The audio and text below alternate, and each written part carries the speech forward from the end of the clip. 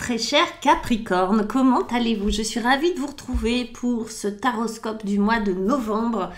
Pour tous ceux et celles qui me découvrent, je suis Marie Cardinal, tarologue, thérapeute aussi, je pratique l'hypnose thérapeutique. Et puis voilà, pour les présentations, on va utiliser le tarot de la lumière et puis l'horoscope Béline pour faire votre tirage. Et on va quand même tirer une petite carte des 22 l'âme majeure du tarot de Marseille pour aller voir quelle est l'énergie extérieure qui va vous influencer, mes petits Capricornes, sur ce mois de novembre. Pour ceux et celles qui veulent une guidance avec moi, rien de plus simple, vous avez toutes mes coordonnées, mon site internet, vous avez également mon email dans la barre de description juste en dessous de la vidéo. Voilà, je propose des consultations en visio comme ça, dans mon cabinet, proche de Fontainebleau si vous y êtes. Et puis par téléphone aussi, hein, s'il y a des personnes qui ne sont pas très à l'aise avec la visio, donc le téléphone c'est ok aussi pour moi. C'est la même efficacité. Il y a des gens qui me disent mais c'est moins efficace. Non, sinon je ne le proposerai pas. Donc c'est la même chose, mais c'est juste le support qui change. Et moi je me mets à disposition du support. Voilà, je m'adapte à ce qui vient. Allez, on y va. Votre énergie extérieure. Oh, allez, c'est cool. Vous allez avoir ce magnifique ange, d'accord, au-dessus de votre tête, cet ange gardien, la tempérance pour vous accompagner sur ce mois de novembre. Cool. Allez, on y va. Un tirage en 4 cartes. La première des cartes, c'est votre état d'esprit en début de mois, ou bien ce que vous voulez obtenir pour vous ou pour d'autres personnes. Et on a un très beau 6 de denier. Regardez, c'est un peu la fête. On danse, youpili, youpila, avec des deniers. C'est du denier aussi. Votre défi, votre obstacle, c'est un cavalier de denier. Ok. Ça, c'est drôle, on va aller voir. Un valet de coupe qui va venir vous voir. Hein, et c'est lui le conseil pour vous. C'est ce valet de coupe. Et puis, qu'est-ce qu'on a derrière? On a un 8 d'épée. Boum. Allez, tout ça dans le troisième œil. Ça fait beaucoup, 8 épées dans le troisième œil, mais peut-être... Oh, je vous la montre quand même, le dos de deck, c'est quand même l'étoile. Oh, on aime. Avec l'horoscope Béline. Alors, j'aime bien parce qu'il est un petit peu désuet et que je trouve ça très mignon d'aller interpréter un horoscope. Je ne sais pas quel âge il a, s'il y en a qui savent. Ah oui, on a la récompense. Je ne sais jamais dans quel sens tourner ce truc. Voilà, c'est une médaille. Voilà. Mais pourtant, je le connais. Hein. Bah, ça fait quand même quelques années. Mais à chaque fois, je bug sur celle-ci. La récompense avec le 6 de denier. Avec notre cavalier de denier, par contre, on a la négociation. Ok. Avec notre valet de coupe, on a la sagesse. Rien que ça. C'est le conseil des Capricornes. Sage. Les pensées de l'homme. Qu'est-ce qui ressort, celui-là? On l'a tout le temps. Le mec. Les pensées de l'homme. L'énergie, c'est l'énergie masculine. On va le prendre comme ça. En attendant, alors elles sont un peu usées à force. Moi, j'aime bien. Hein. Vous allez voir qu'au fur et à mesure des vidéos, moi, je les use jusqu'à la corde, mes cartes. J'adore. L'énergie extérieure, c'est la tempérance. Et la tempérance, c'est la 14. Donc, vous voyez qu'on est déjà dans le cycle des dizaines. C'est important hein, pour ceux et celles qui veulent apprendre le tarot. D'ailleurs, je fais des vidéos. Je vais faire une série de vidéos. J'ai fait la première sur des questions-réponses au sujet du tarot. Mais vraiment, le meilleur moyen d'apprendre, c'est quand même un des meilleurs moyens, c'est aussi de regarder les vidéos. Donc, regardez et puis vous faites l'œil, vous faites le sens des choses. Enfin, vous aiguisez votre sens. Vos sens. La tempérance, c'est une des plus belles énergies du tarot. C'est une carte d'état, c'est un chiffre pair.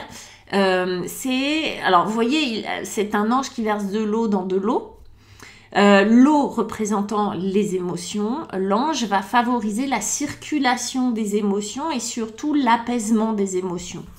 La tempérance, elle est là pour mettre de la douceur, de la guérison, de prendre le temps. Peut-être que vous avez besoin de vous reposer, les Capricornes. Peut-être que vous avez besoin d'un peu de temps pour vous. Peut-être que vous avez besoin de prendre le temps d'évacuer ou d'apaiser certaines émotions. Cet ange-là, cette tempérance va venir vous aider à faire tout ça. D'accord? En tout cas, elle va vous inviter, vous inciter à prendre tout ça, à prendre du temps. Parce que la tempérance, vous voyez, c'est dedans, hein, invite à prendre du temps pour vous, de prendre le temps. Elle invite à la lenteur, à l'introspection, aux soins, au bien-être vraiment, hein, à la guérison. Donc la tempérance, c'est votre petit ange gardien qui va être très présent aussi à côté de vous, votre guide, vous l'appelez comme vous voulez. Mais qui va venir vraiment vous aider, vous épauler, vous apporter amour, réconfort, paix, etc., etc. Vous voyez, pour l'instant, tout va bien. Pour l'instant, on veut ce mois de novembre, on a hâte qu'il arrive. Ok, vous voulez du 6 de denier. Alors, le denier, c'est de la terre, c'est votre énergie. Vous êtes des petits terriens, hein, quand même, hein, les Capricornes. Et le 6 de denier, vous voyez, youhou, on balance des deniers autour de soi en dansant à poil avec une liane autour de la taille. Non, je rigole, mais le 6 de denier, c'est de la réciprocité. C'est du donnant-donnant. Ce que vous voulez, c'est quand je donne de l'énergie, je veux un retour. Ce que vous voulez, c'est une circulation fluide dans la matière. Vous voulez peut-être un retour sur investissement au sens propre du terme. C'est-à-dire un retour financier, tout simplement, un retour financier de tous les efforts fournis. Peut-être que vous attendez que des choses se décoincent au niveau d'une banque, peut-être que vous attendez que les choses se décoincent au niveau d'un bien immobilier, et peut-être tout simplement, vous êtes quelqu'un qui a l'habitude de fournir énormément de choses, d'attention, d'énergie, de travail, d'accord, tout simplement, dans le milieu du travail. Peut-être que vous êtes quelqu'un qui donne beaucoup et vous attendez qu'il y ait de la reconnaissance, de la réciprocité. Avec vraiment ce 6 de denier, on est dans la volonté de la réciprocité, en tout cas, c'est ce qu'on souhaite, d'avoir de la reconnaissance de la part de ses pairs, des autres, de sa famille, de son mari, de sa femme, de ses enfants, des gens avec qui on travaille. Bref, ce qu'on veut, c'est quelque chose de fluide, c'est-à-dire de faire circuler ce truc-là, vous voyez. C'est pour ça qu'il va venir vous aider, hein, à faire circuler tout ça. Qu'est-ce que je pourrais faire pour que tout ça me revienne? Parce que parfois, il y a des blocages. Parfois, il y a des gens qui investissent beaucoup, que ça soit dans un couple, que ça soit dans un travail, que ça soit dans une vie de famille, et qui ont la sensation de ne pas recevoir en échange. Ok? Là, il y a des questions à se poser. Qu'est-ce qui ne fonctionne pas et qu'est-ce que je dois changer pour que ça fonctionne? Donc là, vous êtes là-dedans et puis alors, vous êtes, ce que vous voulez, c'est des récompenses. C'est la même chose, vous voyez, c'est de la reconnaissance, des récompenses. Ce que vous voulez, c'est obtenir ce que vous n'avez pas eu assez jusqu'à présent. Je dis assez parce que je pense que vous avez déjà obtenu. Et dans la matière. Donc, on a quand même pas mal parlé d'argent, de travail, de matière, hein, mais ça peut concerner un couple, ça peut concerner la santé aussi, parce qu'on sait que le denier, ça représente tout ce qui est matériel, mais aussi matière, c'est-à-dire corporel, ce qui est incarné, hein, le corps. N'oublions pas que notre petit ange, là, il favorise toutes les guérisons. Voilà. Donc, il y a peut-être un retour sur investissement au niveau d'une guérison. Hein. Vous attendez une récompense, une médaille. Vous voulez votre médaille. Moi, je pense que vous voulez être le héros de l'histoire et que vous voulez une petite médaille de quelque chose. Ok, mes amis? Votre défi, c'est un cavalier de denier. Alors, on le sait, le cavalier de denier, c'est du temps. C'est de la lenteur. C'est pas à pas, je m'ancre, je vais lentement. On a ça et la négociation. Donc, il est possible pour certains Capricornes qui attendaient une signature de quelque chose, un acte notarié, un mariage, un divorce, un truc de banque, je ne sais quoi encore, que ça prenne du temps, ça y est, ça c'est fait. Ensuite, il est possible que vous essayiez de négocier avec le temps. Pour moi, vous n'êtes pas des gens très très patients, le Capricorne. Alors, le Capricorne et le temps, c'est un truc, parce que le Capricorne en général se bonifie avec le temps, hein, on le sait, le Capricorne, et le temps, c'est vraiment son ami. Là, en revanche, souvent, il pourrait y avoir de l'impatience où vous êtes tellement ténu, tenace, entier, entière, etc., que effectivement, vous attendiez retour sur investissement, mais fis ça. Et que là, on vous demande, et puis la tempérance aussi, ils vous disent, prends le temps, vas-y, cool, prends des vacances. Et que vous, soit vous sachiez pas comment prendre du temps, vous connaissez pas la lenteur, et c'est ce qu'on vous demande, c'est-à-dire de négocier avec vous-même la lenteur, et ça passe pas. Soit l'univers vous bloque, c'est-à-dire les événements sont bloqués et ça passe toujours pas. Le mois de novembre, peut-être l'idée de la lenteur, ou peut-être que vous avez envie de prendre le temps, hein, mais que vous n'y arrivez pas. C'est-à-dire, là, j'ai trop de choses à faire, en fait, j'y arrive pas et j'aurais besoin, peut-être que vous savez, et vous êtes tout à fait conscient et consciente, qu'il va falloir vous aménager du temps, mais que vous n'arrivez pas à vous aménager du temps. C'est possible aussi. Peut-être que ce cavalier de denier, ce n'est pas un ennemi pour vous, mais le défi, ça va être ça, c'est je veux prendre du temps, mais j'y arrive pas, les gars. Comment négocier ce truc-là? La négociation, elle est assez marrante parce que j'ai vraiment la sensation que c'est une négociation avec vous-même, alors que ce soit avec votre entourage ou ce qui vous entoure, oui, c'est possible, mais j'ai vraiment la sensation que c'est une négociation avec vous-même, ce truc. Pour ceux et celles qui veulent prendre le temps, ou pour ceux et celles qui n'ont pas le temps, mais qui ont envie que les choses aillent vite, c'est pareil, vous voyez, il y a quelque chose avec le temps à réguler. Allez, comment on s'en sort? Avec un joli cavalier, valet de coupe. Et un valet de coupe, le valet, c'est une énergie de recommencement, de départ, de nouveauté. Les coupes, ce sont les émotions. En fait, derrière tout ça, alors attendez, je vous dis, là, il y a la sagesse. Je bafouille. On a avec ce valet de coupe, alors il est possible que ça soit un personnage plus jeune que vous, ou avec cette énergie de jeunesse, femme ou homme, peu importe, qui viennent surprendre votre cœur, j'allais dire, c'est marrant. C'est possible de quelle manière? Je sais pas trop. Est-ce que c'est un enfant qui vous touche? Est-ce que c'est un proche qui vient vous toucher et vous dire quelque chose qui touche votre cœur et que ça s'ouvre et que ça ouvre une porte? Parce que là, c'est vraiment le cas.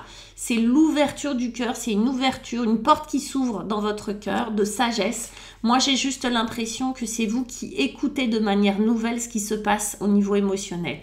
En fait, qu'est-ce qui se passe là avec cette histoire de temps, avec cette incapacité peut-être à prendre du temps pour soi? Lui vient vous aider au niveau émotionnel, je vous ai dit, c'est des coupes ça. Lui, c'est un valet de coupe.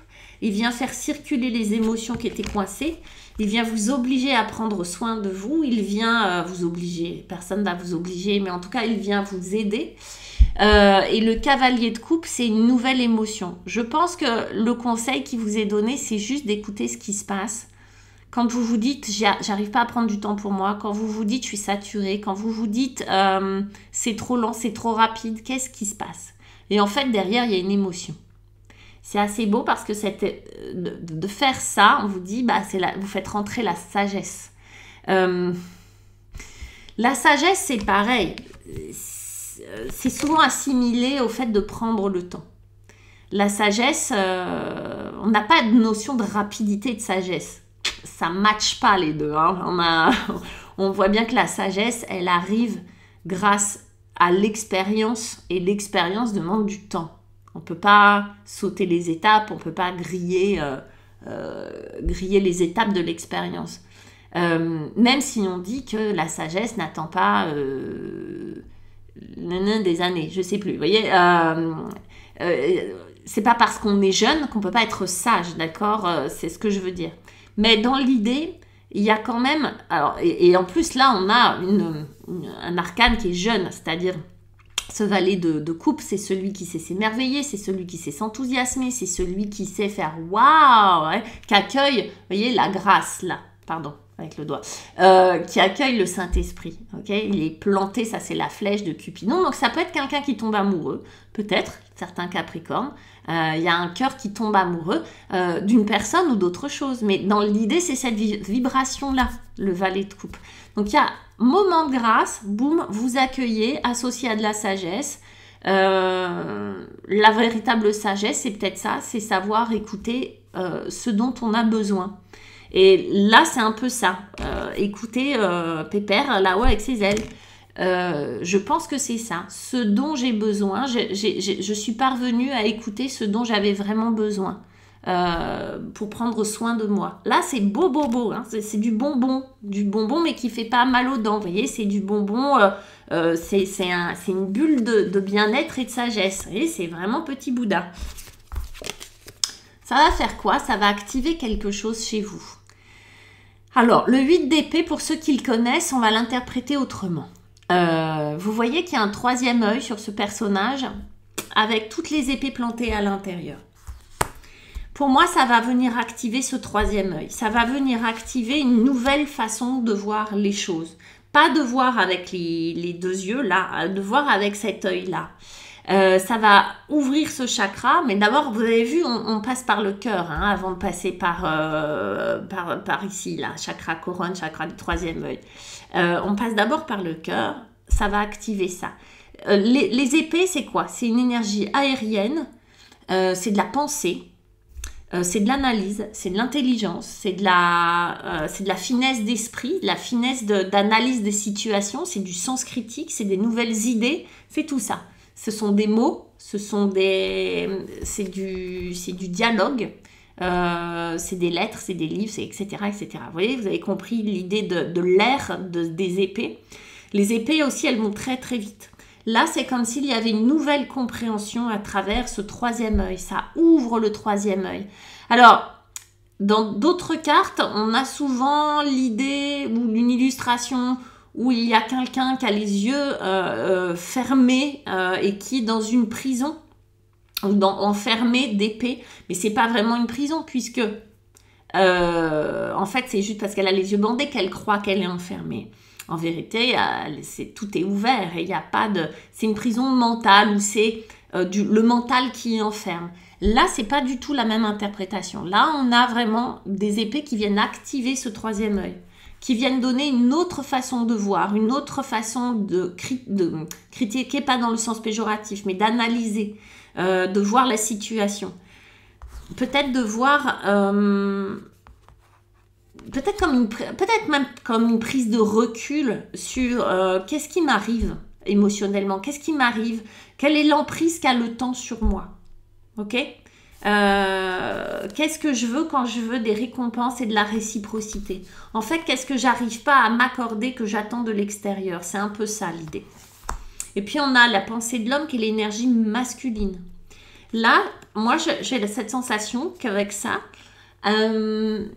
ça vous donne une autre perception de ce qui se passe avec votre énergie masculine, que vous soyez un homme ou une femme. Qu'est-ce que vous faites de cette énergie-là? C'est-à-dire, l'énergie masculine, c'est tout le principe extérieur, tout ce qui est extérieur. Les relations avec les autres, le travail, les actions, etc.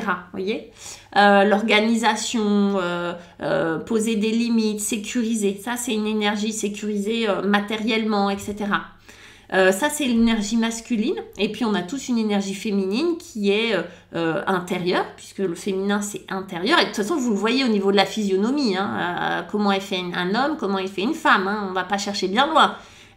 Et le principe féminin, c'est un principe intérieur, d'accueil, de rondeur, de créativité, d'intériorité, donc tout ce qui va toucher l'inconscient, etc., etc. Le foyer... l'intimité, blablabla. Là, ça vous donne une autre perception de l'énergie masculine que vous portez. Qu'est-ce que je fais avec mon énergie masculine? Est-ce qu'elle était beaucoup trop présente? D'accord. Et que du coup, je ne savais pas prendre du temps pour moi. C'est possible. Quand je ne sais pas prendre du temps pour moi, il est fort probable que j'exige que les autres, que ça suive derrière, d'accord? Et que ça me rende impatient. Hein. Si moi, je ne prends pas de temps pour moi, peut-être que j'accepte mal ou que je perçois mal le fait que les autres traînent. En fait, ils ne traînent pas. Hein. Ils prennent du temps. Voilà. Donc, il y a comme cette ouverture du troisième œil, cette prise de conscience qui fait qu'il y a une espèce d'équilibre qui se fait